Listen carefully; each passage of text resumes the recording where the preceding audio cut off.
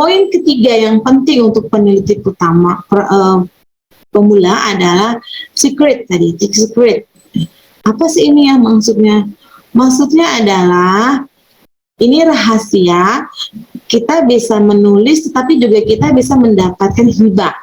Kita bisa menulis dan kita bisa mendapatkan hibah dengan catatan atau dengan persyaratan ya, bahwa buku yang akan kita tulis itu kita pastikan kita punya pengguna. Kalau Bapak Ibu guru, berarti ya muridnya. Kalau Bapak Ibu dosen, berarti mahasiswa Bapak Ibu. Jadi kita juga bisa dapat royalti bukunya, buku kita juga bisa disitasi orang, dan buku kita juga ada kebermanfaatannya. Kemudian untuk isi dari buku rahasianya ya, rahasianya buku yang dibiayai oleh pemerintah untuk diberikan hibah minimal 49 halaman. Bapak Ibu, maksimal 200 halaman. Jadi 50 halaman boleh, 60 halaman boleh, tapi tidak boleh kurang dari 49 halaman. Itu sudah halaman minimal. Ini rahasia yang kedua. Dan rahasia yang ketiga adalah ukuran bukunya, Jadi yang diakui, Bapak Ibu perhatikan, jadi Bapak Ibu bisa memproduksi buku dengan ukuran A4, dan yang paling kecil adalah buku A5, atau bisa ukuran UNESCO, atau bisa B5. Nah, keempat ukuran ini aja ya, saya sudah berikan contoh di bagian kanan. Nah, untuk buku ini aja yang dilirik gitu, dilirik oleh pemberi hibah. Dan yang keempat, untuk mempermudah tadi penulisan buku supaya cepat, gunakan silabus atau RPS kita untuk untuk clue-nya. Nanti akan saya tampilkan panduan penulisannya. Yang kelima, jangan lupa di bagian akhir buku mesti ada glosarium. Ya. Dan rahasia berikutnya adalah kita punya penelitian yang mungkin bisa dibukukan, itu juga lebih baik, lebih dilirik oleh masuk ke dalam kriteria penilaian pemberi hibah. Ya.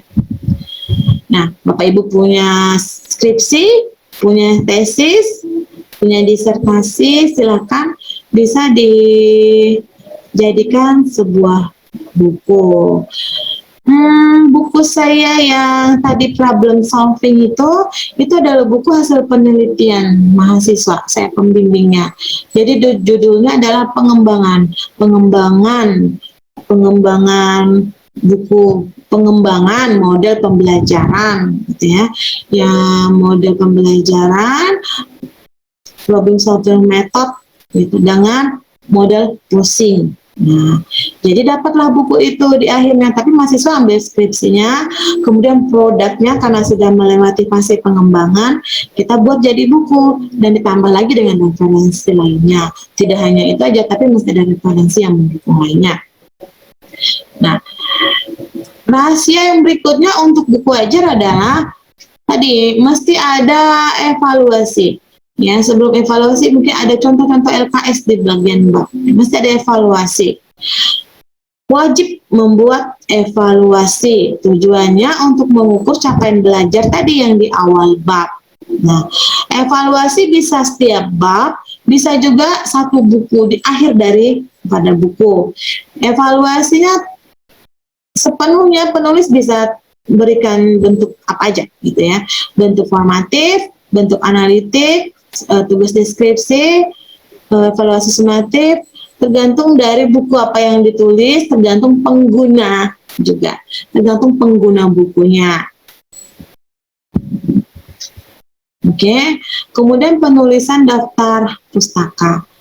Daftar pustaka Bapak Ibu mesti ditulis dengan baik, benar, dan konsisten. Nah, oke, daftar pustaka ini juga bagian penting ya, bagian penting. Ketika akan mengajukan angka kredit untuk dosen itu, ada ambang batas buku akan di screening, akan dites plagiasinya, jadi nggak boleh lebih dari 30%. Kalau lebih dari 30%, maka buku itu dianggap plagiasi gitu. Nggak bisa kita gunakan untuk pengajuan pangkat. Jadi ketika Anda menggunakan referensi memang itu tulisannya orang, itu kesimpulannya orang, maka kita harus menuliskan bukunya siapa, kesimpulannya siapa di dalam daftar pustaka. Ya nggak apa-apa ambil referensinya orang, tapi yang penting kita tuliskan di dalam daftar pustakanya. Oke. Lampiran di dalam buku ajar itu tidak mesti ada, tapi silakan kalau ada tadi, tergantung buku juga ya, tergantung buku juga. Kalau memang harus ada lampiran silakan, tidak masalah, tetapi sifatnya tidak wajib. Wajib menuliskan glosarium. Glosarium adalah kumpulan istilah yang terkandung dalam buku, baik yang dikenal maupun asing bagi pembaca buku ajar tersebut. Nah, buku sains, buku IPA, buku fisika, buku kimia biasanya penuh tuh glosariumnya kalau Bapak Ibu. Ya, glosarium dan indeks ini ada di bagian akhir buku, yang juga kalau tujuannya untuk angka kredit tadi, untuk pengajuan hibah buku tadi mesti Bapak Ibu adakan ya. Nah, jadi saya tampilkan ini sistematika buku ajar yang mesti minimalnya gitu.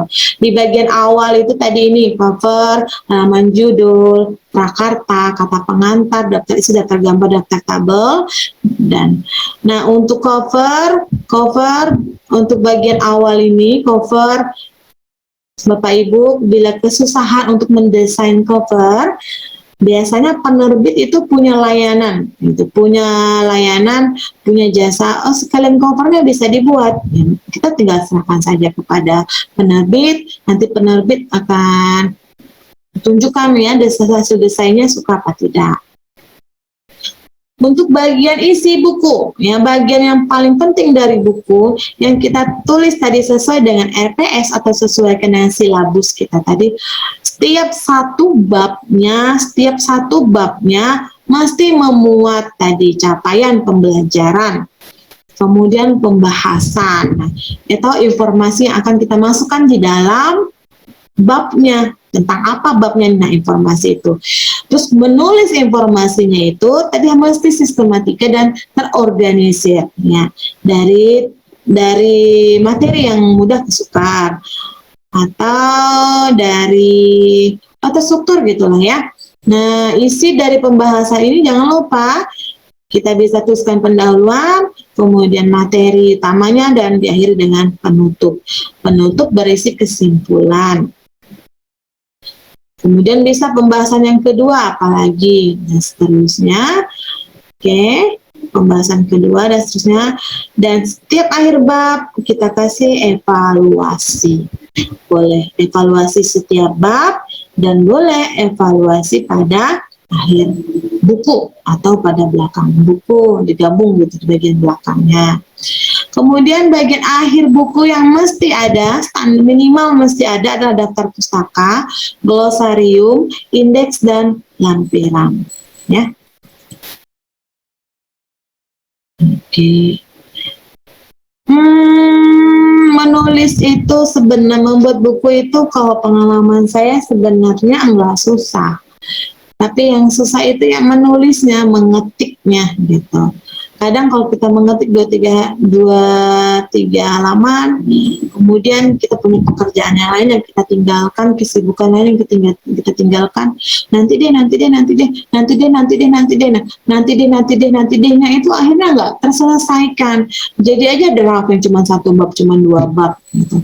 Udah selesai 1 semester, udah mata kuliah itu kita nggak ampuh lagi ya, atau semester itu kita udah nggak ampuh lagi, atau tema itu udah kita tinggalkan, kita lanjut ke waktu berjalan, kita masuk ke mata kuliah yang lain, ini kita lewatkan gitu, nggak selesai deh.